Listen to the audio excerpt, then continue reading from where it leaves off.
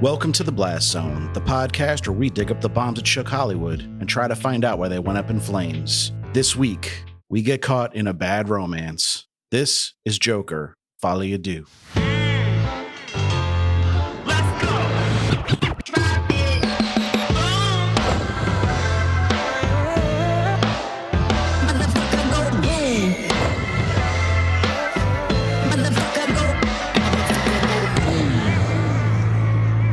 Welcome to The Blast Zone. Welcome to The Blast Zone. We are not a podcast about bad movies. We are a podcast about movies that did badly. That's right. I am Jon Drake, in-house film critic of my Letterboxd account. And I'm Ian Dukes. I'm a person with thoughts and feelings, and some of them are about movies. Movies like Joker, FOLIE À DEUX, which we'll be talking about today. But before we get into that, Ian, how are you doing this week? Well, we're taping this episode a week before Christmas, and it seems that I am once again stricken with my pre-Christmas anxiety. I don't do that much at Christmas, so it's weird. I don't have a lot of family or responsibilities to take care of, but somehow, nevertheless, I cannot escape this feeling of dread that I'm forgetting something, forgetting people, forgetting to do things, and somehow the holiday is going to collapse because of something that I failed to do. Is that relatable? Can you relate to that feeling? No, not at all. Oh, that's good. Yeah. God bless you. And I have way more responsibilities around Christmas, having young children. Yeah, totally. Like, you got a lot riding on Christmas. I got nothing going on, but still I'm anxious. Plus, I'm making a porchetta this year, which I've only done once before. Ooh, okay. Well, that's something to get a little bit worked up about. That's quite complicated. It's okay. My wife, Jamie, she's going to help me like roll it and tie it. That's the hardest part. Okay, neat. We're going to team up for that bad boy. But I have zero Christmas anxiety, but I do have Christmas anticipation. Ooh, Because I'm getting the greatest gift of all this year. really? My buddy's coming to visit me. Wow, that sounds delightful. It's you, it's Ian. It's me. I'm coming to visit. That is great. I'm a little bit anxious about that too, the air travel and everything, but I'm super looking forward to coming and hanging out. The two of us see each other in this pod quite a bit, but in person, very little. So this is going to be a special Christmas for both of us. Yeah, really looking forward to it. I was thinking about it. Outside of maybe my wife and maybe even including her, I don't think I talk to another human being on a daily basis as much as Ian. Wow. Because there's just so much coordination that goes into running a podcast. There's a lot. And like we're always trying to discuss the movies we're covering as we watch them and kind of uncover new things about them. So it's like we do talk every day. The pre-gaming for the show definitely helps. When we started making an effort to sort of open up the discussion in advance, it feels like we come into the show more prepared and we do a better show. So Yeah. we do it because we like talking to each other, but also because we like doing a good show for the people. Yeah, a lot of these movies weren't seen by that many people, so it's hard to discuss them. That's true. So it's good always having someone you can talk about these movies with. But speaking of movies, did you happen to watch anything that you wanted to share with the listeners this week? I sure did. As if I needed help to pump up my Christmas anxiety and my travel anxiety. Just a few days before I have to get on that plane to Connecticut, I made the dubious decision to watch a terrorism thriller set in my home airport of LAX. It's called Carry On. Hold on a second. Hold on. Not Burbank? Well, Burbank is a better airport for me, and I'm actually flying out of there this weekend. I was lucky enough to find a flight, but you just can't get as many good flights or reasonable prices out of Burbank. So, Yeah. I got to go through LAX most of the time. I feel like everyone caught on years ago to like Burbank is actually way better. It's so much better. That was like a kind of a hidden secret for Angelinos for a while. But it's still good. Like, it hasn't been destroyed. It's not like a restaurant that got discovered and mobbed. It's still doing its thing. It's a small town airport in LA. It's totally awesome. Nice. If you're hearing this, don't tell anybody. Leave it alone because I need to get in and out of there. But yeah, sometimes you got to go to LAX, and the bad guys certainly went to LAX in Carry On. It is a new movie. It's directed by our old buddy, Jaume Collet-Serra, who fans will remember from House of Wax, episode 79 of Blastober of 2022. Interesting cat. He certainly has experience doing action thrillers. He directed 3 Liam Neeson action thrillers, some of which are in planes or airports at least. So this is familiar ground for him. And it's familiar ground for a lot of people because Carry On is a Christmas action movie in the fine tradition of Die Hard and almost everything that Shane Black writes. So in that tradition, our hero is this lone, underachieving TSA agent played by Taron Egerton, and he's caught in an impossible situation. He has to try to defeat a supremely capable team of terrorist-type bad guys led by Jason Bateman, who's really fun as the big bad guy in this. Rocking a questionable wig, though, in the clips I have seen from the Just the a shaggy look. It's part of the fun. He's hamming it up, but in a good way. Then there's other good fun actors in it, too. We got Dean Norris in there. Your boy Logan Marshall Green's in there. Quarry himself.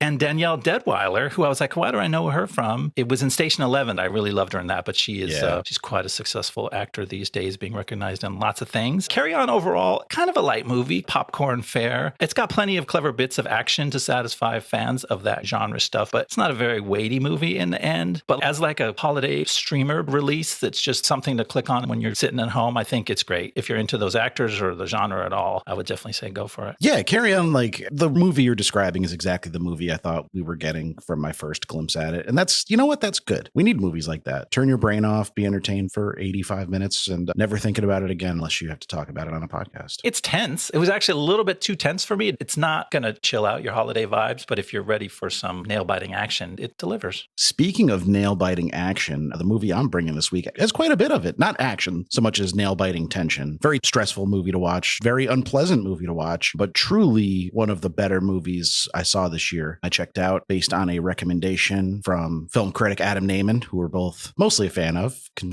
have some out there takes occasionally, but he usually gets it right. And he ranked Red Rooms as his top movie of 2024. So, high praise. Yeah, hearing that, I was very motivated to seek it out. It is a French-Canadian crime thriller, a bit of a courtroom drama, bit of a kind of true crime examination, taking a look at the type of people that get obsessed with serial killers and researching them on their own time. Okay. That kind of thing, and how deep that rabbit hole can go and how it can start to leak into the rest of your life. It's very upsetting. Like I said, it's a deeply unpleasant movie. Okay. Not gory, not even scary in the sense that you'll be surprised and jump scared or anything. But the way some songs are an earworm, this is no RFK Jr., but a brainworm. Once you watch it, you can't stop thinking about it. I've been ruminating on it. It's got a ending that is not so explicitly spelled out for you exactly where the story goes or why it went there, what the character's motivations were. So you keep wanting to go back to it to see if there's any further clues for that as well. It's a bit of a choose your own adventure at the end. You can kind of read it in a few different ways. It's very well made. And I did want to single out, I should have looked up how to pronounce her name, but Juliette Garipi, who is the lead actress in it. And in pretty much every scene of the movie plays Kellyanne, and truly just like a career defining performance. Like I think this could launch a very long and successful career for her because she's just transcendent in the lead role. Wow. This sounds like a really interesting movie. And as unpleasant as you promise it to be, I'm like, oh, maybe I need to check it out. I really think you should. It's certainly not like there's no gore since it's a courtroom drama. You're hearing descriptions of very deranged crimes. They're described in excruciating detail in a couple scenes, but you never actually see any of it. Okay. So it's much more of, your brain always makes it worse than the reality could be situation going on. It sounds like I could deal with that. And it's not like I didn't deal with crimes described in excruciating detail in a courtroom in this week's movie. I said, what could you be talking about, sir? Oh no, the Joker has taken over our podcast. The Southern lawyer / Gotham City clown himself, Arthur Fleck, is back in Joker, Folie à Deux. Folie à Deux, I believe is how it's more accurately pronounced. That works for me. Ian, this is going to kick off our 2024 retrospective. We were going back and forth about what movie we wanted to start with because it's a big task. You got to kick off the year in review. And it was easier than in years past. I think Joker is by far the highest profile bomb of the year. In a year where there were a ton of high profile bombs. So it's not like it was the only choice, but it did its work to stand a little taller than all the rest. Yeah, just real quick. Don't forget, Madam Web was still 2024, as that feels like a million years ago. That certainly had a cultural footprint based around how bad it was. Megalopolis certainly did. But what I find more interesting about Joker than either of those two movies is that it was that kind of rare thing where you weren't expecting it to. But like, I feel like nowadays, so many movies are just, if they're not guaranteed to be hits, they're expected to fail to some degree. Yeah. And Joker was a sequel to a $1 billion movie. We're going to have to like really try to interrogate why this movie failed so badly. Like, how could it have changed in 5 years? That doesn't seem real now. I was just okay with the Joker. I didn't get wrapped up in the hype of the first one way or another all too much. And likewise with this one, I knew I wasn't going to try to see it in the theater, but I was going to need to check it out when it came to streaming. And unlike a lot of movies, because I didn't care too much about this one, about spoiling it, I consumed some podcasting content on Joker 2, as I like to call it, to avoid speaking French. And honestly, the way I heard people torch this movie, that may have lowered my expectations enough that I enjoyed it a little more than I otherwise might have. Yeah, there was a large contingent of film critics and movie personalities that found this movie not just bad, but like morally objectionable in a weird way. Yeah, unforgivable, all kinds of really outraged reactions. And I'm not talking about like fanboys, because we're so used to like these outside outsized negative reactions on social media and things like Right. that. But I'm talking about like film critics were explicitly mad at this movie. The fanboys are always going to freak out. That's what they do. But yeah, there was a lot of film critics mad at it. And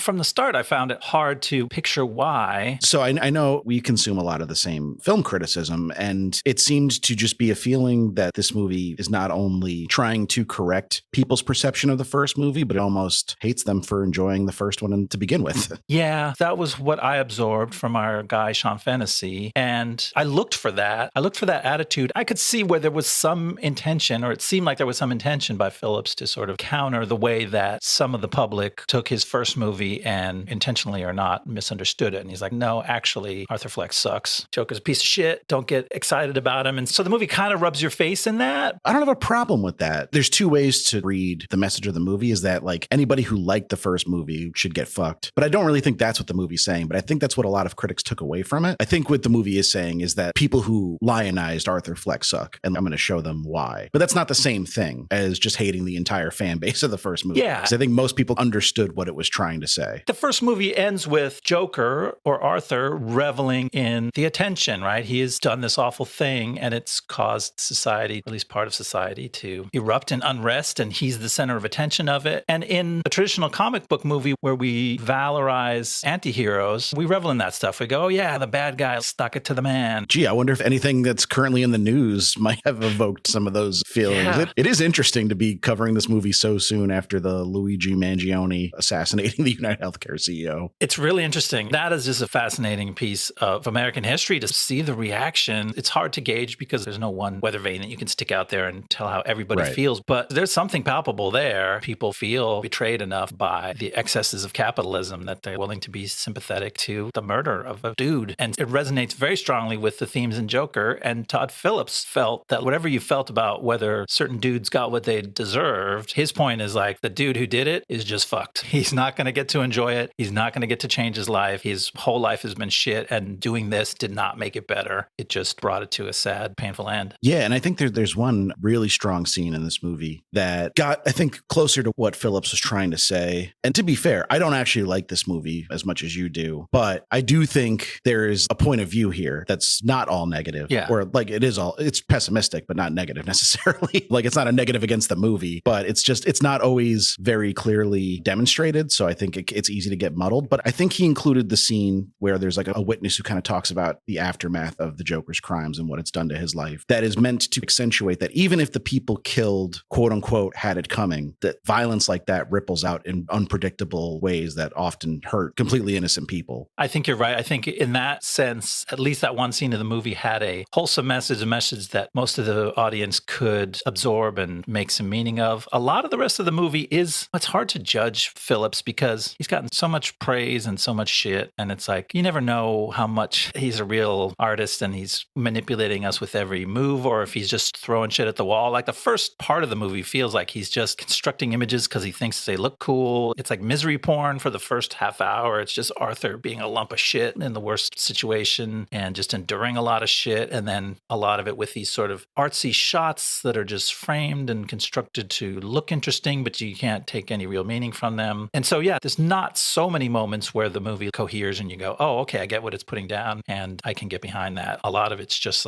a tragedy. That's maybe the biggest betrayal. We were promised a comedy. Yeah, of the comic book audience that's looking for comedic action with maybe anti-heroes and some dark shit. But this is a tragedy. The hero or anti-hero of this movie loses everything in every way in this, and nothing good happens to anybody. So it's heavy, and it's all wrapped up in a musical, which is a very interesting choice. Yeah, the movie is like just a weighted blanket that gradually gets heavier as you watch it. Like just the crushing weight of these characters and their miserable existence. There's not a lot of levity here. There are a few laugh out loud lines in the movie, but they mostly stem from misery. Yeah. There's one scene where Lady Gaga, Lee says to Arthur, I got us an apartment in your old building. We're going to make a home there. And he was just like, I don't want to go back there. I don't know. That was good. That was a funny line. And we know know that Joaquin is really good at delivering oddly comic lines, as we've seen him do on the pod. Napoleon and Hair and Vice. Yeah, he's a master of it. Great at that. So when they gave him a couple opportunities to do those, like that one, those were some of the fun parts of the movie. Now, you accused me of liking this movie, which might have sounded to some of our listeners like an insult, like a little barb you were throwing at me. But I did admit to it that my first watch, I was like, this is dreary, but it's okay. I wasn't offended. And then my second watch, I was like, oh, I'm picking up on more of what they're trying to do, which is, that's my thing. I warm up to movies. I feel more sympathetic once I catch on to more of the story that they're telling and the subtle parts of it. And I guess probably because I like Joaquin Phoenix a lot, because I like Lady Gaga as an actor, they started to win me over. There's still big problems I have with the movie, but a lot of it that at first I thought I couldn't swallow or I couldn't get any joy out of, I found myself enjoying. I'm like, oh, this scene, that's actually pretty good. And then now here's another scene, and it added up to where I'm like, actually kind of like some things about this movie. I don't see myself going back to watch it anytime soon. Yeah. But I never went back to Joker either. So that's not necessarily means. I hear where you're coming from. It's not the disaster I was promised. No. It's certainly not my favorite comic book movie, but there is something to offer here. It had a bit of a complicated production, though. Do you want me to get into the details there so we can hear how this got made? Yeah, for sure. Let's hear how this thing happened.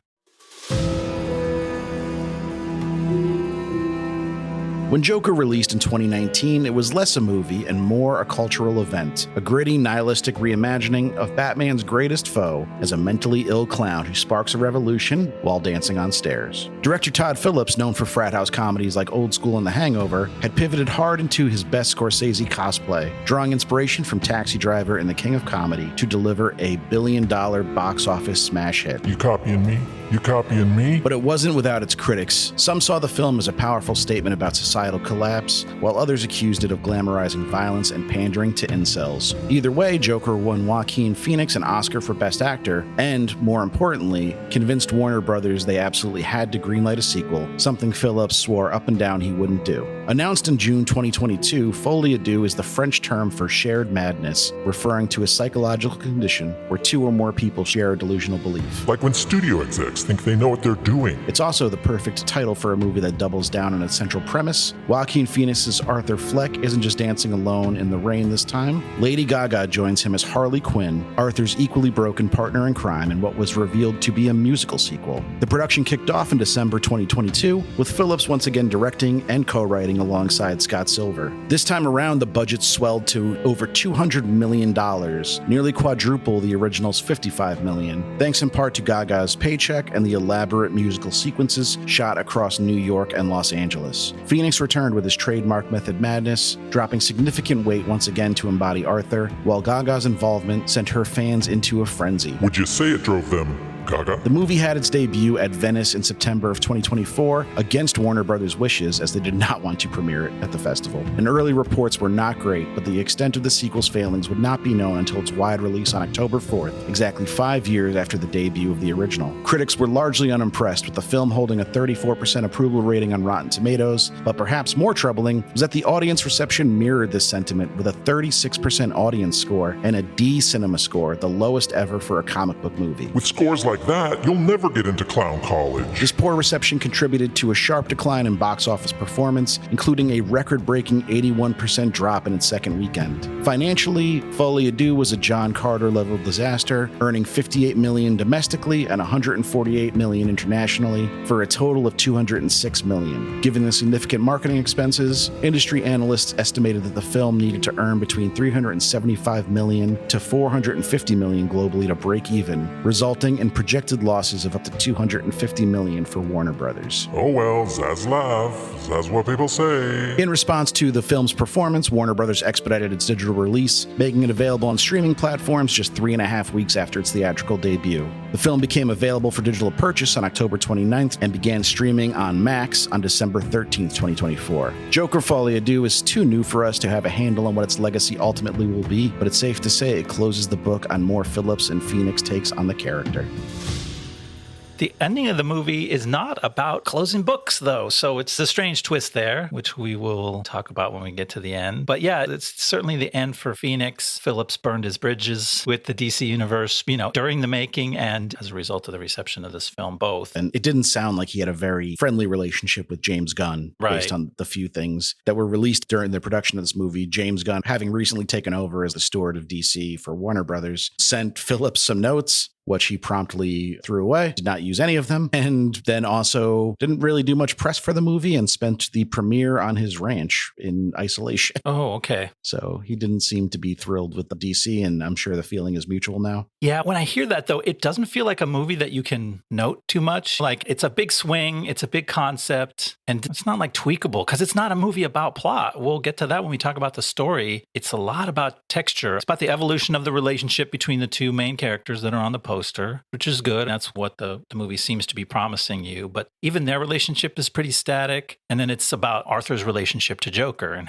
stuff doesn't happen. He just evolves his feelings towards her. He evolves his feelings towards Joker. And then they culminate and go through a reversal. And then it's all over. It's basically the Seinfeld finale, but just as a Joker movie, where it's like, that was the main criticism of the Seinfeld finale. It was like, nothing happens. They just rehash all the stuff that came before. And that's kind of what this movie does. And yes, like, Arthur's feelings about what happened before do shift, but like, they end up, I think, in the same place they start in. So it's really not so much of a arc as a circle. Yeah. Because he starts off seeming to be genuinely remorseful, and at least he's not bought into the fact that Joker was a separate entity from him that kind of took hold of him. But then he goes through a little journey in the middle where he's actually, no, what I did was super cool, and I have a Southern accent now. Boom. But then he ends up being like, no, that I wasn't Joker. That was a mistake. I've made a huge mistake. I take it back. Actually, we'll talk about maybe what prompts that realization from him, which is not great. I can't believe I'm going to say this sentence, but the Joker got raped out of him, I think. Yeah. In one of the more crude plot devices in the film. And we will not spend a lot of time on it, hopefully, when we get to that part of the story, but we do have to comment on it because it feels strange. It's like, there's a few things about it that kind of don't quite add up for me. Not only just, sure, it's like a super traumatic experience you're exploiting. Like, I feel like we've come to a point in society where we recognize that media has to earn rape scenes to some extent. They have to be worth it, because we were just doing it willy-nilly for years and years. Yeah. And this movie feels like a throwback to those days where it's like, oh, we just need something really bad to happen to him. Why don't we just rape him? Yeah, it's pretty obligatory. It's not really set up by the substantial amount of character development that's done on the main guard, who's the perpetrator. I'll give you my theory on him later on too. But I like Arthur's story of him getting pumped up, thinking that he should be Joker, and then realizing that he shouldn't. It's just that they came up with a pretty mechanical and obligatory plot reason to have him have that change of heart. Well, speaking of plot, do you think we should start going over it? Yeah, what little there is. Look at that segue. We're going to just jump in and tell you about it. Here we go.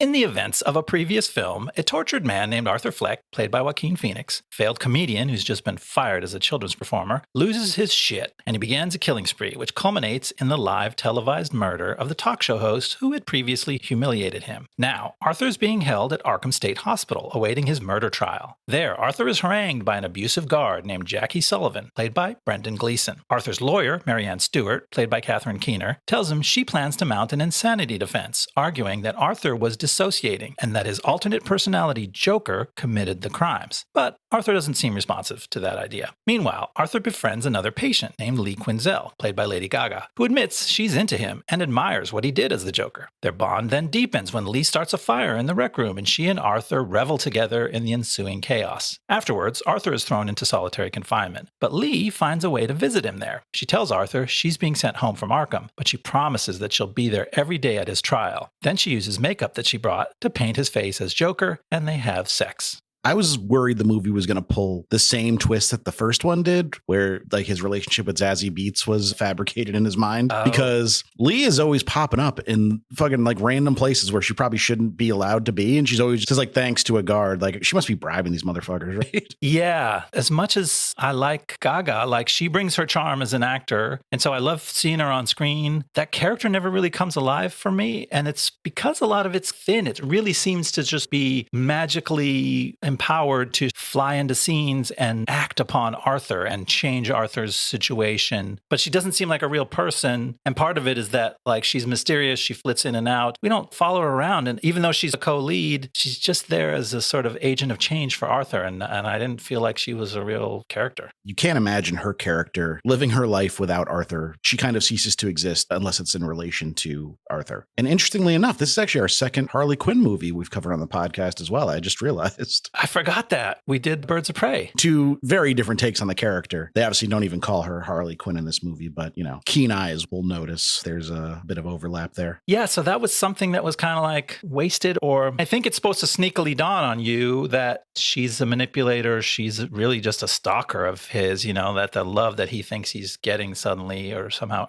earned for once in his life, as he might say, is not for real. It's just she's also a confused, deluded person and she's living out her fantasy through him. But I wish there was just more of her. You mentioned there's one scene where she's on the street where she's not with him. That's her best scene, yeah. Yeah, but it's about her watching him on TV, and she goes, "Excuse me," and throws a trash can through the window of an electronics shop and walks off with a TV. But at least we got to see her being a person in the world outside of a jail cell with Arthur. But yeah, it seems like they could have done more. Maybe that was in James Gunn's notes. Yeah, I watched House of Gucci a couple weeks ago as well. And seeing her performance in that movie and her performance in this one, it really is too bad that they didn't let her, like, cut her loose a little more and let her act with a capital A. Is that like just reserved for dudes in this movie? Because there's a lot of that from the fellas, but the ladies are underplaying it a little bit. That's true, but I would say there's not a lot of that from Arthur until late in the film when he goes Joker mode. He's also really dreary, and Joaquin Phoenix is good at portraying a lump of shit that you simultaneously hate and feel sorry for, and he's just reveling in that. But like, he's almost catatonic for the first 30 minutes of the film. He was not responding to people. He's just being a lump, and it's pretty dreary. I mean, you do get hints that they have him on some pretty serious medication. That's true. Which is probably contributing to that. He's got 3 sizable pills he gets a day, but when he stops taking them, he starts talking again. So the catatonia might have been by design.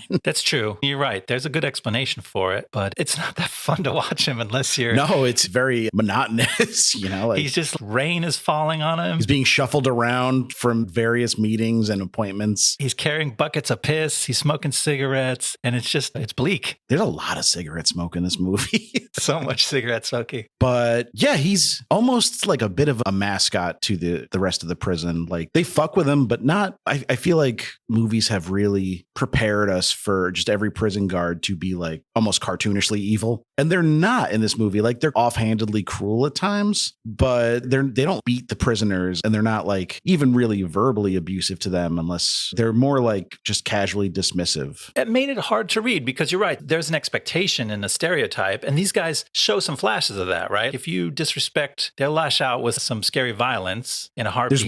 There's one scene where Arthur pats Jackie on the back a little too hard, maybe, and he just smacks him upside the head. But yeah, I think if it was like Clancy Brown in Shawshank, he would have beat that guy to death with his baton. Exactly. And they do some extreme lashing out in the third act, but in the meantime, they tolerate a lot of shit. They tolerate a riot. They tolerate the guys sitting on their bleachers, and they end up seeming to take pleasure, at least somewhat, in joking with the inmates. Everyone's about trying to get Arthur to tell him a joke, and it's like slightly mean-spirited, but not in that cartoonishly evil way until the third act when they lash out in a cartoonish, evil, violent spasm. And that's why it was such a strange series of events, because it really is not explained by the rest of the movie. And that's the thing. Yeah, that's another case where, like, Brendan Gleeson is a fantastic actor. One of my boys. And he could have acted any version of a complex character that you needed to see, but he's struggling because the character doesn't totally make sense. Like Gaga, it's almost one-dimensional, or it has facets to it, but you can't see what they connect to. Like, you can't create a unified understanding of the character. It's just inconsistent writing. Like, you're trying to piece together a person from the scenes of this guy, and it'll never work. Yeah. Because that person doesn't exist, because they're different people as the movie needs them to advance the plot in certain ways. Yeah, I think you're right. But Brendan Gleeson, actually, just want to comment, he's looking trim since the Banshees. He's dropped some pounds. That's true. We need him around for as long as possible, so that's good news. That is good news. Good for him. He looks great. You know who also, I don't know how to segue this, but there is a young gentleman who has taken a liking to Arthur in prison. Not in a romantic way necessarily, but they do share a kiss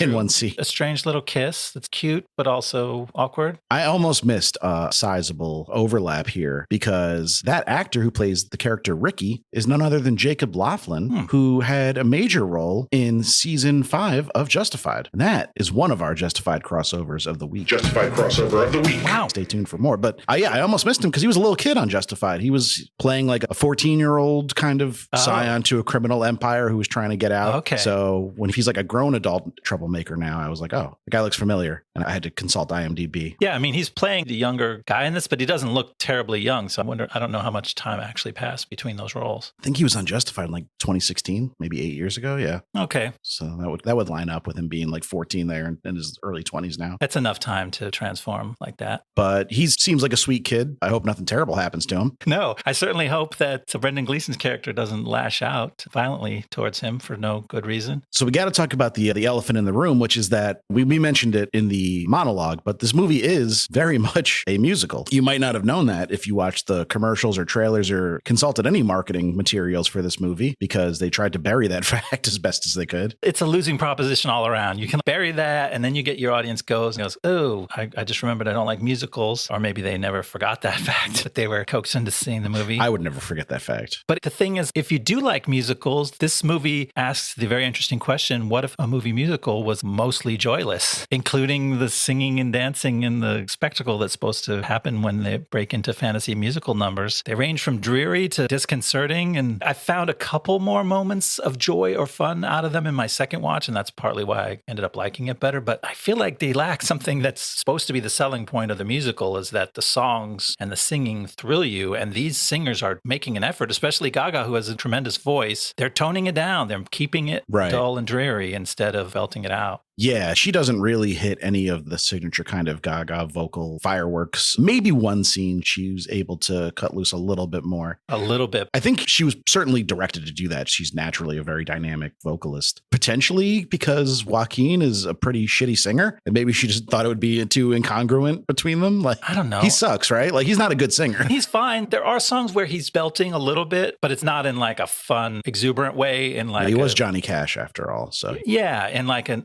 angry or weird way, which is fine. His character is angry and sad and weird. But for the most part, yeah, a lot of the songs are whisper sung and kind of half sung. And I don't know. I mean, they're from that big band era where a lot of the singing was done in that kind of conversational style. I know what you're saying. Yeah, they are American songbook standards, and Sinatra's famous for being a little bit talky, but also melodious, where that's definitely not what Joaquin's doing. He's doing talky and gravelly and just like barely trying to sing. Just remember when Lady Gaga made a whole album and did a tour with just Tony Bennett? Yeah. And now she's just singing with Joaquin, trying her hardest not to hit the right notes. That was when I first realized, because she showed up on PBS singing with Tony Bennett. I'm like, oh, this is an artist with a depth of talent that I had not to that point recognized. I had to give her credit. Yeah, like her newer album was like Stadium Rock or something. It was like the genre I guess I would most put it in, which is just a really interesting take from where like she started with, which was more like kind of hip hop tinged R&B and pop. Yeah, Lady Gaga, great singer. Not so much in this movie though. So the songs in this movie, like we talked about, there's not a lot of plot. Most of the plot is about rehashing the previous movie and just slowly evolving feelings of Arthur and Lee. And the songs, just what's already slow, they slow it down a little more, because as happens in musicals, plot doesn't get advanced in the songs. The song is for the character to stop and tell you how they're feeling at this point. I just realized I'm in love, or I'm so sad. Yeah, I'm trying to date the sister of the boy who committed suicide. So I'm lying to his family about how close him and I were. And I'm just spitballing here. That's something. Yeah, that's a good idea for a movie. I'm picturing like a kid with an arm in a cast. Like a 40-year-old. Yeah, a 40-year-old child in a wig with a cast on. Has anyone made that movie? Wait, wasn't the fucked up part about that it wasn't a wig? Yeah, no, I think he specifically said, I grew my hair out. And I was like, why? They styled it so badly. What was his name? I can't even think of his name. Ben Platt, right? Is that it? Yeah. And what's the movie's called? What's the show called? Meet Evan Hansen? Oh, yeah. Dear Evan Hansen. Dear Evan Hansen, yeah. Not Meet Evan Hansen. I felt like we referenced it for so long there. For the people who didn't get the reference, I felt like we had to say the name of the movie. I don't know. I feel like that was a pretty overt reference. Yeah, I mean, it wasn't secret, but if you haven't seen it and you haven't listened to our episode on it, you'd be like, what the fuck are they talking about? But yeah, I thought the songs, like you said, they're jazz standards, great American songbook type of songs, and they're pretty well chosen. Like for a jukebox musical, now we also did the jukebox musical called Across the Universe, which just shoehorned these Beatles songs, and it went, oh yeah, there's a character named Eleanor Rigby now, I guess, because there's a song by that name. And it just was like all over the place. And this one is like, that's a cool song. It's got some lyrics that I get how they relate to how Joker's feeling, how Lee is feeling. And I thought as far as assembling a jukebox musical, they did a pretty good job. Yeah, I was less familiar with some of the individual songs because unlike you, I was not a fully grown man when they were released. Yeah, in the 30s and 40s. No, but there are definitely the standbys that I recognized. But even then, I'm not familiar enough with them to have any sort of like reverence to them, but they mostly just sounded like good songs. Yeah. And there's a few that are like, some sequences are musical, but also seem to be harkening back to the bygone. Like, it's also unclear when Joker takes place. It's contemporary in some ways, but the technology and a lot of the architecture and the cars seem to evoke late 70s, early 80s too. So it's a little hard to place. That's true. The cars on the street and like the fashions do feel 70s, 80s-ish New York over there in Gotham. And then there is like the extended Sonny and Cher sequence, which I certainly didn't watch Sonny and Cher at all. I feel like their whole kind of stage process is pretty well known. Yeah, I'd heard that was a Sonny and Cher thing. Maybe they were the biggest sort of TV variety show duo, but it seemed a little bit like just a generic. They weren't like doing impressions. They were just doing a bantering couple who sang together on a TV stage. And yeah, half the song sequences happen in context where the character is still walking around in the world of the movie. And then half of them are like produced numbers that happen on a fantasy stage with some extra panache. But even those just didn't have that much panache. And half the time they're designed to freak you out. Like that Sonny and Cher scene is about him getting gut shot by Lee, which is upsetting. Did you just use the word panache? Did I hear that right? Did I? It just came out. Look at you. Did we talk about everything so far? I did want to bring up one thing about the musical aspect of this movie, which is that before COVID shut down the theaters, that was Phillips and Phoenix's original idea for the movie was don't make a movie at all, make it a musical. And, you know, like a real actual Broadway show. Perform it live for a couple weeks or whatever, and then maybe release like a recording. Of course, COVID shut down the theater industry, so that kind of was no longer viable. And I doubt WB and DC would have gone for it anyway, because, you know, it's a business at the end of the day and it's about making money. Yeah. You can't expect Joaquin Phoenix to tour as Arthur Fleck for 3 years so you can recoup your budget. Yeah, there was no way to really milk that for money. But it does sound like a better use of this idea. This idea is like a bit of a stunt. And if you imagine it as that, as a stage production, it's like, oh, I get it. It's a little bit avant-garde. It's a little bit of just a thing that they're doing. But then when you make it into, actually, this needs to be a blockbuster that grosses $1 billion, now you've got a problem on your hands that you can't really solve. Yeah, I think Nathan Rabin was the one who said it. But I think part of why it's a musical is also Todd Phillips had a feeling that the people who really loved Arthur Fleck from the first movie would hate that it's a musical. Like it's a musical out of spite to some degree. I think there's definitely a feeling of that. It goes along with the rubbing your nose in it theory. Is like, no, everything that you thought was cool about the Joker, we're taking that all from you. He does show tunes now. Like I always had a kid in my class growing up, and I think this is a universal thing, but I grew up in Queens in the 90s and 2000s, but he was like always really into Frank Sinatra and like Dean Martin. And I feel like a lot of schools have a kid like that for some reason. And my theory is that they all end up hosting bar trivia. Interesting pipeline there. That's where the bar trivia hosts come from. I like that theory. I don't know if we had that in LA. Bar trivia? No. Or Dean Martin fans? The Dean Martin to bar trivia pipeline. I don't know if that existed, but I like that theory. I think it's solid. I don't know how to test it, but I would like to. All right, you ready to move on? And I can walk us through the middle section of the movie. Yeah, let's hear what happens next. The day before his trial begins, Arthur gives an interview to contentious TV host Patty Myers, played by Steve Coogan, and he tells Patty he's a changed man because he's in love. But Arthur's recurring fits of uncontrollable laughter reveal he's still deeply scared, and also that he's stopped taking his meds. After a few days of the trial, Lee clashes with Arthur's lawyer, Marianne, over her defense strategy. Arthur defends Lee, but Marianne informs him that Lee lied to Arthur about her past. When Lee visits Arthur at Arkham, she admits to lying, but says it's only because she wanted to impress him. Then Lee reveals she's pregnant and professes her love for Arthur, which wins him back over. As the trial continues, Arthur breaks down under the pain of hearing his entire tragic past rehashed in court. He fires his lawyer and convinces the judge to let him represent himself. The throngs of Joker fans following his trial are excited by this dramatic turn of events, and when Arthur returns to his ward at Arkham Asylum, he inspires a spontaneous uprising among his fellow inmates. I love that Lee's explanation for why she lied is because she wanted to impress him. Like, that's why people lie to romantic partners. That's not a good reason. Yeah. It's pretty standard behavior for liars. But Arthur has no context, so he's like, okay, I guess that's fine then. Like Lady Gaga is too attractive for Arthur, so he's probably willing to put up with some stuff. Yeah, and she drops a bombshell like, I'm pregnant, we're going to have a baby, we're going to start a life together. He can't resist that. You're right. Ian's having, is it the hiccups or a cough? What's going on? I'm making him laugh. It's probably making it worse. Oh, there's something caught my throat so bad. Hold on. All right, take a second. Oh, God, I'm crying. I'm in bad shape over here. Thank God for the mute button. People didn't have to hear me choking to death. You should have left it in. They need to go on this journey with you. Yeah, my throat just decided to close up. You could hear it. You could still hear it. Yeah, no, you definitely sound a little froggy. It's pinched. It's shutting down on me. I need my EpiPen, maybe. I don't know. I was going to say, did you eat something you're allergic to? Or I don't think so. I don't think it's that kind of thing. It's when you choke on your own saliva all of a sudden, except it's like toxic saliva, maybe. I always feel dumb when that happens. I know it's like an unavoidable thing, but I'm always, even if I'm home alone, I just choke on my own spit. I'm like embarrassed. Yeah, you get mad. Or biting your cheek. Stupid. Yeah. Yeah, I feel like an idiot. It's like, do you think Idris Elba ever bites his cheek? I doubt it. Never. He's too cool for that. He's way too cool. So, yeah, we open up with this interview Arthur is doing, and this has been orchestrated by his lawyer to try to spread sympathy for Arthur, help the public see his perspective on things, and also push this kind of narrative that it's a split personality situation. But Steve Coogan is interesting. It's kind of a stunt cameo. Yeah, it's a small little scene. He makes a good impression. I don't know, I'm aware of Steve Coogan, but I don't know that I've seen any of the things that he starred in. Like the holiday movies, which were like a series. And then I know him from The Other Guys as well. Okay. The Will Ferrell movie. He's the main bad guy in that movie.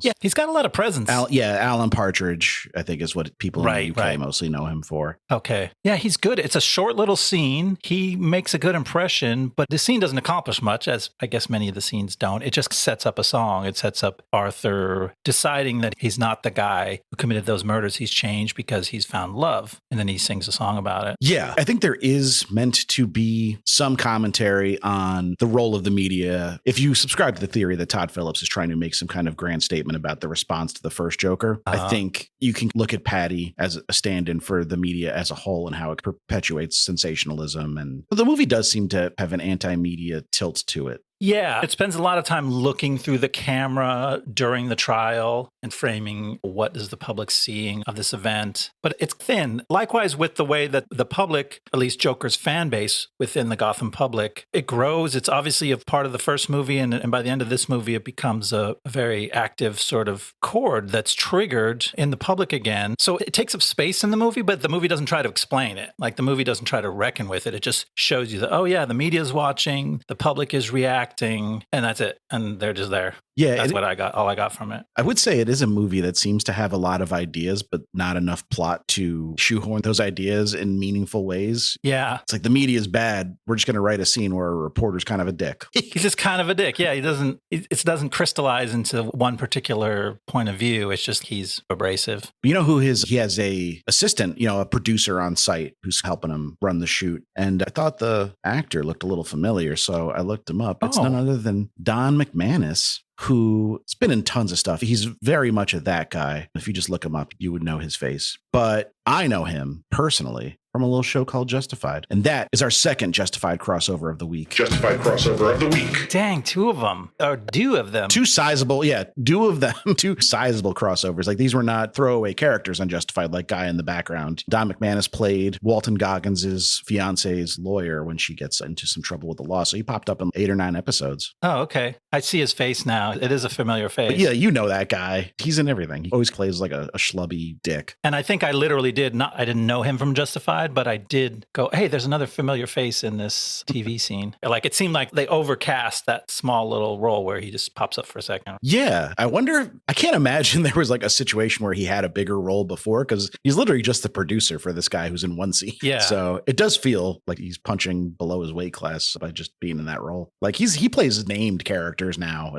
He's not a star by any means. He's certainly a character actor, but he's great. He always plays his parts perfectly. He rolled the dice with this one. He's I might get in $1 billion movie. And then it was like, it didn't quite work out that way this time. So what'd you think of Catherine Keener as Marianne? I was very happy to see Catherine Keener pop up in the movie. She's great. She's playing a character who's maybe the only truly magnanimous person in the movie. Like she truly does seem to care for Arthur and want to help him, even if he drives her crazy because he never does what she asks. But he's a terrible client. And Catherine Keener's great. She exudes that earnestness and authenticity. So you don't doubt that, unlike everybody else, it's like like you said, she's really on his side and trying to do what's best for him. But then she has a fair amount of scenes in terms of the roles in this movie, but then she's unceremoniously dumped and with no more comment, right? Yeah, no, she doesn't pop up again. We don't get a hint of if she's still even following the trial. For a character he didn't seem to like very much, Todd Phillips really does center this movie and everyone in and around Arthur. She's another person that like you can't really imagine existing when she's not in the same room as Arthur. It's funny because now that I think of it, did they even give her a reaction shot? Like he jumps up and says, I want to fire my lawyer. And this character who they've spent some time developing, did they even show her? I think she gets a line. I definitely remember hearing her say something, but I don't know if they showed her, because if they do, it's brief and not played very. There's no moment clearly, for her to go, oh, Arthur, after all I tried to do for you, and this is how it ends. There's none of that for that character. He's just like, get rid of my lawyer. And she's just brushed right out of the courtroom. It's kind of funny. Get rid of my lawyer. I'm from the South now. Yeah. That's another thing. That was another, obviously I'm a sucker for a bad Southern accent. If you've listened to this podcast, you'd know that. Sure. We love those. But I did really enjoy that he just decided he was going to be a Southern. That's one point where the movie, feels joyful, feels energized because Arthur is energized and he's doing his whole act. And Joaquin does it great. He's going between that Southern lawyer, but it slips constantly into other things. Like he doesn't even finish a whole sentence at a time in that accent. It's well done. It's funny because our guy, Sean Fennessy, I think was the one who I heard say, this movie works for me when it's Arthur on screen, but when Joker's on screen, it totally falls apart and I hate it and it sucks. And I'm like, that was the most fun part of the movie for me. Maybe you're one of the people Todd Phillips was trying to bemoan when he made this movie. That's the thing, yeah. If you enjoy any part of this movie, you might be falling into Todd Phillips' trap that he's setting you up. You're the idiot. Yeah. You just enjoyed something I made. No, but it makes perfect sense why you would be more engaged by the scene, because he's engaging. Like he's got a personality. He's funny, yeah. Yeah, he's performing. He's just not sitting. It's nothing against Joaquin, but it's kind of a nothing performance for the first 45 minutes to an hour. Yeah, we always talk about wanting our heroes to be active and resourceful. And we've been waiting for him to take some action and do something. And finally, our hero he may be doing something stupid, but he's doing something. And so it feels good, even if you... Do you know what the first problem is with what you just said? What? You called him a hero. He's the protagonist for sure, though. I call all our protagonists heroes. That's just my style. That implies no judgment of their morality. All right, fair. Yeah. Our main guy suddenly did something instead of just moping around and smoking cigarettes. Yeah. And to be clear, I don't agree with his decision from either like a moral or a legal point of view. It's a very bad choice he makes to represent himself, but it's entertaining. And he steps in it right away, which we'll get into when we talk about Act 3. Like he's being funny, but he's actually being a total ass and a horrible piece of shit at the same time. The movie actually, like you said, that's the part where it's easiest to get in sync with whatever it seems to be saying about the morality of what's on screen. Before we move on to the final act, though, I did want to talk about Zazie Beetz briefly, because she does reappear. And like the movie, we were far enough into the movie when she makes her appearance that I'd kind of almost forgotten about her character from the first one, just because Me too. become entrenched in this world now where she hadn't existed yet. So when she popped up, I was really happy to see her, as I always am, because I love Zazie Beetz. She's great. Yeah. But I caught myself being like, why is she being so mean? Because even in the first movie, it was clear that she was creeped out by Arthur a lot of the time, but she was never like cruel to him. And then I remember, like none of those interactions were real. They were just, so I guess she can be whoever they want her to be for this movie. That could be the real her. Yeah. And I didn't feel like she was being excessively cruel, but she had no attachment. She says specifically, she's like, she had a little attachment to Arthur's mom, who was nice to her kid. She's like, I don't know Arthur. And I had to go back because I did see Joker. I tell myself that, and I'm pretty sure it's true, but I did have to go back and watch a YouTube recap just to catch all the plot points and everything. And yeah, you texted me after you watched that to be like, I forgot how much stuff actually happens in Joker compared to Joker 2. When you watch them back to back, you're like, oh my God, there's plot. The Joker has all this plot. All these things happen to him. He does things. He takes action. They have repercussions. Whereas in this movie, he sits around and thinks about his whole life. And Zazie Beetz, as I call her, because I'm a sophisticated continental type of gentleman. You just said you weren't going to speak French, and now you're going to bust out German. Zazie. I'm speaking the German. I went, among other things that I watched on YouTube, was trying to find a thing of her pronouncing her name. And she admits that she has not been rigorous at correcting people, but she grew up in Germany and she does say Zazie Beetz. So I'm trying to coax myself into saying that. But yeah, her character is the one that ruins Arthur, basically. Like she crushes him by telling this whole story, how his mom was laughing. His mom told him this lie that he was special to stop him from killing himself. And then his mom was like, my stupid stupid idiot son based his whole life around the lie I told him. You're like, oh, that is fucked up. And it fucked Arthur up. That's what kind of cracks him into, I can't take any more of this. And he fires Marianne. Yeah, it was a tough scene to watch. And his mom was clearly a flawed character in the first movie, but this kind of, I don't know that we knew she was abusive towards Arthur, but we never really got the sense that she hated him so much. Yeah, they make it clear that she sucked. She did hate him. And yeah, Arthur gets a little Joker origin story in the middle of the movie and re-becomes the Joker because of that emotional beating he takes. Yeah, this is a Joker epilogue story. It's about how he stopped being the Joker, or how I learned to stop worrying and stop being the Joker. I don't know. Something like that. Something on those lines. But yeah, do you want to get into the final act? Because this is where the courtroom hijinks really blast off into high, what the fuck am I talking about? Into high gear, maybe? There you go. Let's rev it up into Act 3. The trial resumes with Arthur acting as his own attorney in full Joker makeup. He attempts a theatrical cross-examination of his old colleague Gary Puddles, played by Lee Gill. But it deflates somewhat as Puddles reveals the genuine deep fear and trauma that Joker's killing of their mutual co-worker left him with. The prosecution suddenly rests their case. And then in a surprise move, Joker comically rests his case too without calling a single witness, drawing cheers from his fans. At this point, Arthur and Lee are riding a Joker-fueled high. But that night, the guards at Arkham exact a painful physical retribution on Arthur. And when he returns to court in the morning, he's changed. Instead of a bombastic rant, Arthur quietly admits there is no Joker, and he says that he killed those people and he regrets it. Lee is suddenly disillusioned and leaves the courtroom immediately. Later, as the jury reads out the guilty verdicts on all counts, a car bomb detonates outside the court, tearing open one wall. Arthur survives and stumbles out into the streets to freedom. He makes his way to his old neighborhood stairs, and there he finds Lee in full Harlequin makeup. Lee utterly rejects Arthur for giving up on the Joker fantasy, and then the cops arrive and arrest him. Now, back in Arkham Hospital, Arthur is cornered in the halls by a Joker-obsessed inmate who shanks Arthur in the guts. Then he cackles as he uses the same blade to slice open his own cheeks into a Joker smile as Arthur lays dying.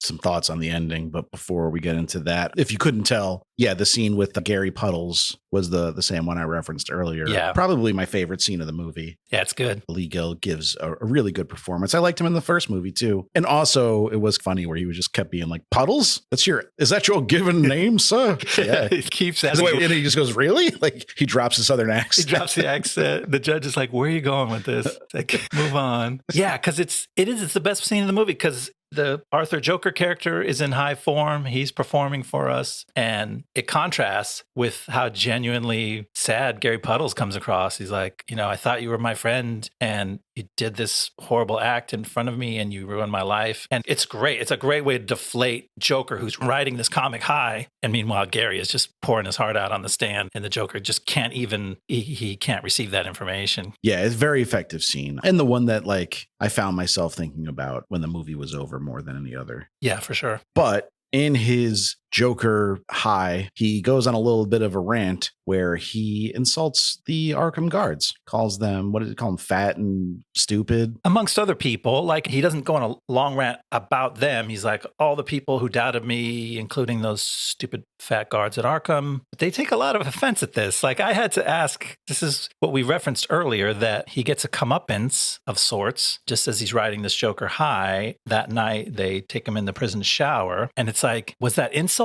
what did it? Was it that he got too full of himself and they had strict thoughts about the inmates shouldn't get too big for their britches? Like I couldn't figure out why they exacted just a total destruction of this character over this little thing. I can help here. The reason you can't figure out why they did that is because it's bad writing. Okay. The movie does not justify it at all. Like we don't even seem to get any indication that there's any repercussions for the guards for strangling Ricky after this. So it's like my initial reading of it was like they were mad because they were going to get in trouble, maybe lose their jobs or something like that. But then raping one inmate, a very high profile one at that, and murdering another in cold blood, that's probably going to get you in more trouble than this little rant that he went on when nobody probably, like, if it's just personal offense, it's really poorly set up by the rest of the movie. Yeah. To make them that reactionary and hot-headed, it doesn't make sense. Yeah, because Jackie Sullivan isn't, you could have written a version of the story where Jackie Sullivan, the Brendan Gleeson guard, is actually the sickest psychopath in the whole movie, right? And you're like, oh, we thought we were worried about Joker and all this shit. And it's like, actually, you got to worry about Jackie. But But it's not that. Like, he's mixed, like we said. He's mostly like an asshole, but not necessarily like the worst dude in the world compared to, like we said, other prison guards in movies and TV shows are so much worse than him. Yeah. So yeah, up until a point. Yeah. Like it changes fast. Until that point, which seems unjustified to us. Now, all this has led me to create this Jackie Sullivan theory. Oh, let's hear it. Yeah, you teased it earlier. I want to hear it. So my theory is that, and I don't know if it's even a theory, it's just an analysis of the movie, Jackie Sullivan is the architect of Arthur's entire journey in this movie. At the beginning of the movie, Arthur's taking his meds. He's not the changed man in love that he says he is later, but he's corralled. He's not being a joker anymore. And Jackie Sullivan puts everything into motion. He facilitates both meetings with Lee. He says, oh, I got you into that music class where you saw that lady. And then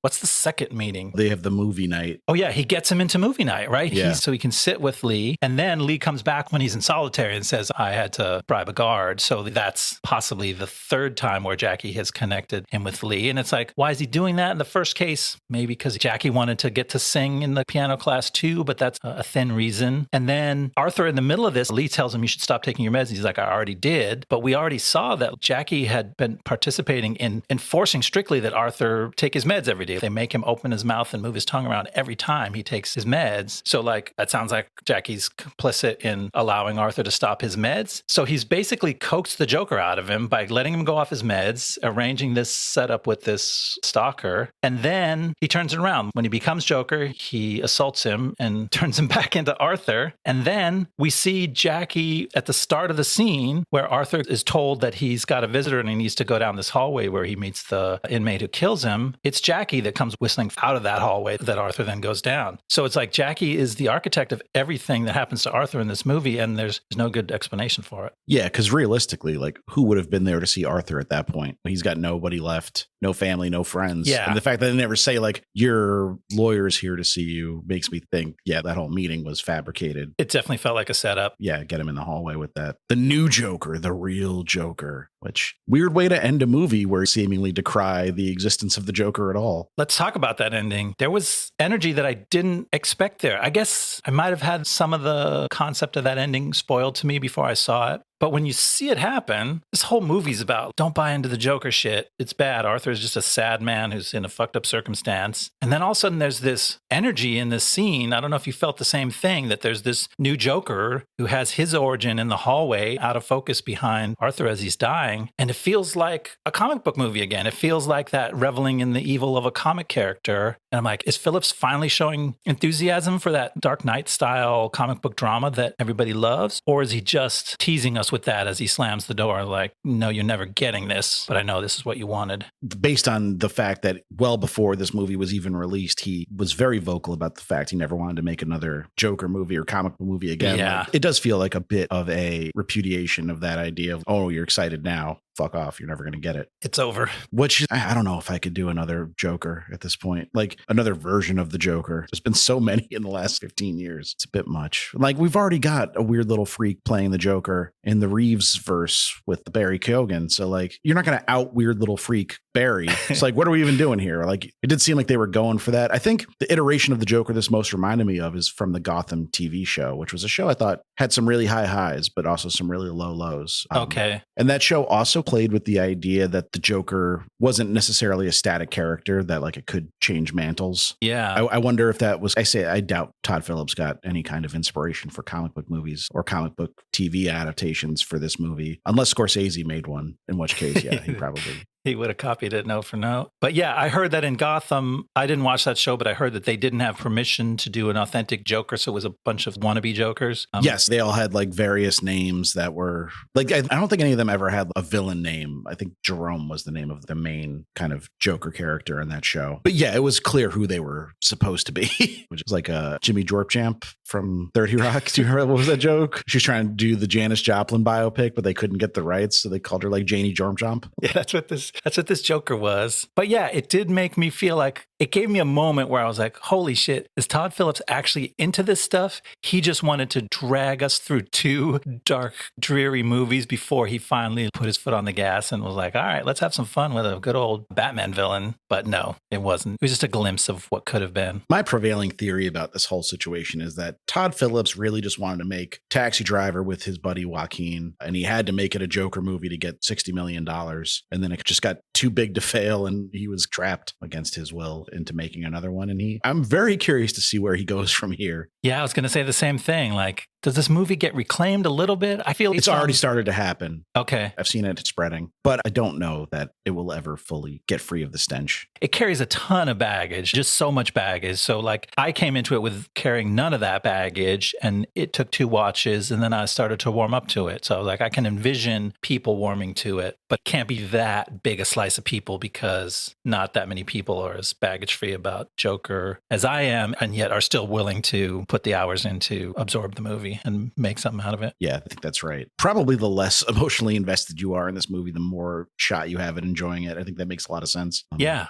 It's a good place to be. That's why, that's not to tout my own movie watching philosophy, but that's why I like to not have opinions about movies going in, because like it's the director's job to just start with a dark theater, turn the projector on, and win you over from start to finish. Like you shouldn't need to know anything going in. And this is a movie where very few people don't know anything going in, but there's a little something there. I'll go even further and say it's also okay. It's also maybe okay and preferable to not have opinions about movies after you've seen them. Mm-hmm. Like sometimes a movie just exists. Yeah. And it goes in your eyes and out your ears and you never think about it again. And we don't need to have this level of discourse and outrage and like for every fucking movie based on any kind of existing IP. I'm just exhausted by all this discourse. We're definitely in a post comic book movie world. Even like video games though, like I don't know. I think I'm just feeling really down about social media lately because every time I'm like that video game looks cool. And there's 5,000 neckbeards yelling at me that it's woke. It's a rough time. And what a weird time to put. I mean, I guess these times create movies like this because they create this weird way that the movie industry works and the way that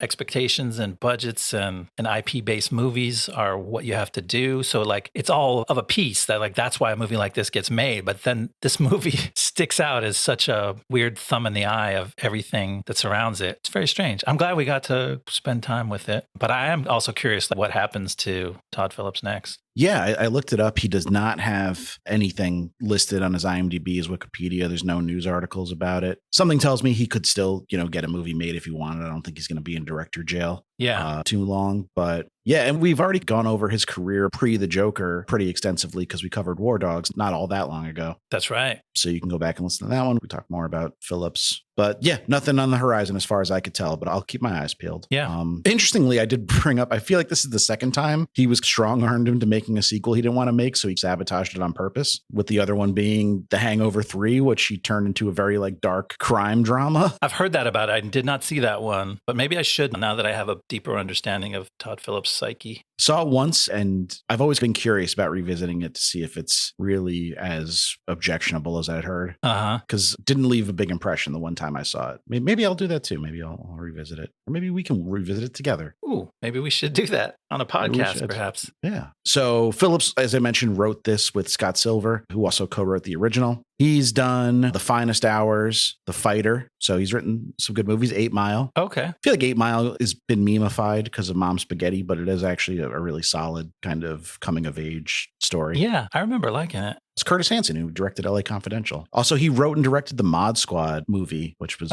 real bad. He's set to write the upcoming Spawn movie. They're making another Spawn series called King Spawn. Okay. I don't know if Michael J. White will be reprising the role. He probably could. He's still very active, still a great martial artist. Okay. He played Spawn in the 1997 movie. I can't remember what year that came out, but it was around. Yeah, I vaguely remember that one. I was not in the right cohort to be really into Spawn at the time, but I was like, that looks interesting. I loved it, but I'm sure it's terrible. Yeah. But John Leguizamo as clown was pretty excellent. We love a good Leguizamo performance. Love Leguizamo. So let's see what Phoenix has been up to. I know this didn't come out all that long ago, but no. I feel like there has been quite a bit of news about him lately. Not all of it flattering, but we'll get into that. Yeah. So his next movie is going to be reuniting with Lynn Ramsey in Polaris, which will co-star Rooney Mara. And then he's making another Ari Aster movie after Beau is Afraid. I guess their relationship is still intact. Okay. It's a contemporary Western named Eddington. Very curious about this. That's an interesting mix of people and ideas you've just thrown out there. I'm curious about it too.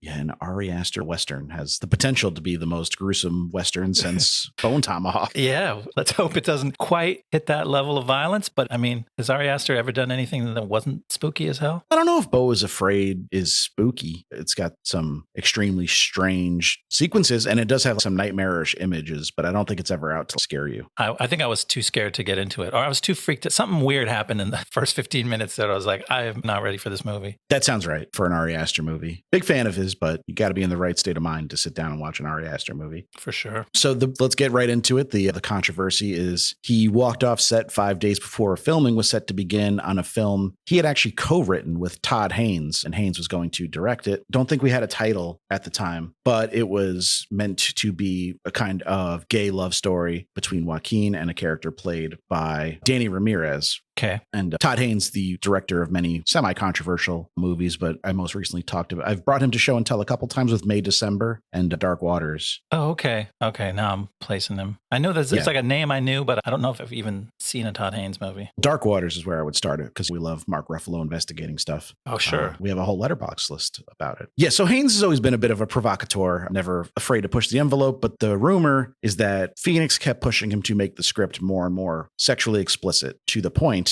where Haynes was fairly certain the movie would be an NC-17 Yikes. if it was shot as written, which of course is bad for its commercial prospects. Sure. But he was able to get financing with Phoenix attached to it. Phoenix walks off the set so close to production, they were not able to find another actor in time. Financing fell through. The entire movie shut down and has never been restarted. It's a bummer. Yeah. You have to wonder what kind of drama was going on between the two of them, if there was any indication that this was going to happen. But Haynes seemed shocked and upset, obviously, at the time. In the midst of this now, I'm remembering the stories that were going around were that this is not unusual for Joaquin Phoenix, that he gets cold feet at late stages of many projects. And I guess the large majority of them, someone is able to convince him to come back and go through with it. But I guess this one there was no rescuing it. Yeah. Too bad. It had a shot at being an interesting movie. For sure. With that cast and crew and plot. Joaquin, like we said, he's got plenty on the burner. He is not hard up for work. Haynes, on the other hand, has said he's been very candid about his struggles of getting financing even before this situation. His movies are always critically acclaimed, but not big commercial prospects. Yeah, it sucks for him. Yeah, it's definitely, he's getting the short end of the stick. But best thing you could do is go stream some of those movies we mentioned from him. And maybe if the metrics point in that direction, he'll get some streamer to finance his next movie because he's a really talented filmmaker. I'd like to see him do more stuff, obviously. Yeah. Gaga, ooh la la. She apparently does a movie every 3 years. She did A Star is Born in 2018, House of Gucci in 2021, and then this in 2024. So we should not expect to see another movie with her until 2027. But she is going to be starring, or at least appearing, in season 2 of Wednesday. Oh, okay. The Wednesday Addams, Jenna Ortega Netflix show that was a big hit for Netflix. I haven't checked that out, but that sounds like a fun thing. She seems to be doing a good job at balancing her acting career and her singing career. She just dropped a new record, didn't she? Yeah, she's still very much recording and touring and doing all the musical stuff. So she is not fully made the switch over to acting, which makes sense for her kind of sporadic work in front of the camera. I think she's matured into a really interesting and captivating actor. Yeah, like she hit Hollywood hard enough that she could have walked away and made movies exclusively for a stretch if that's what she had wanted to do. But she seems to be balancing things out where she can still do both things at the highest level, which is a pretty cool balancing act. She could probably just hang out forever and still be okay. So it's not like she doesn't have a safety net or anything to fall back on. No, it's not like she needs to keep both careers alive to pay the rent. But both of those careers are precarious, right? You could fall off either one and not sell records or not sell movie tickets and she's staying staying high up in both industries. Pretty cool. Yeah, you don't want to end up being Ice Cube. No, Falling off into for a lot of reasons. But Ice Cube Jr., on the other hand, he's having a great little career. I just saw the Den of Thieves 2 trailer. Oh, wow. They actually made it. I thought it was a meme for the longest, but they made it. Wow. And it takes place in Europe, and Gerard Butler's on the side of the crooks now. Interesting. Yeah, I'm a big, you know this about me, but I'm a big Den of Thieves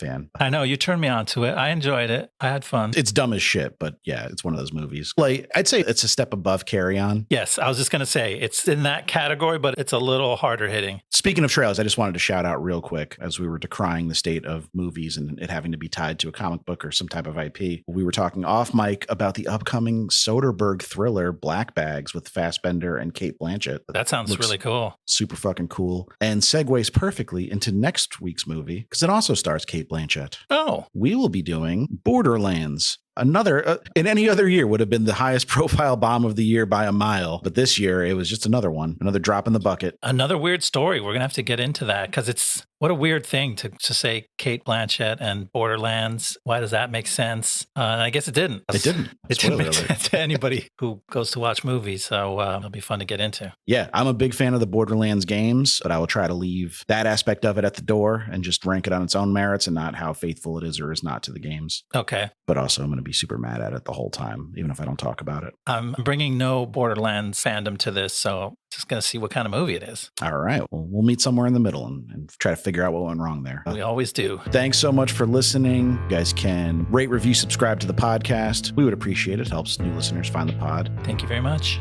You can follow us on Twitter at BlastZonePod, though we are more active on Blue Sky these days at BlastZonePod on there as well. Yeah. You can email us, blastzonepod@gmail.com. Any movie suggestions, questions, follow-up, feedback on episodes, whatever. Nice to hear from you. Thanks so much for listening, and we'll see you next time in the Blast Zone. See you next time in the Blast Zone. The Blast Zone.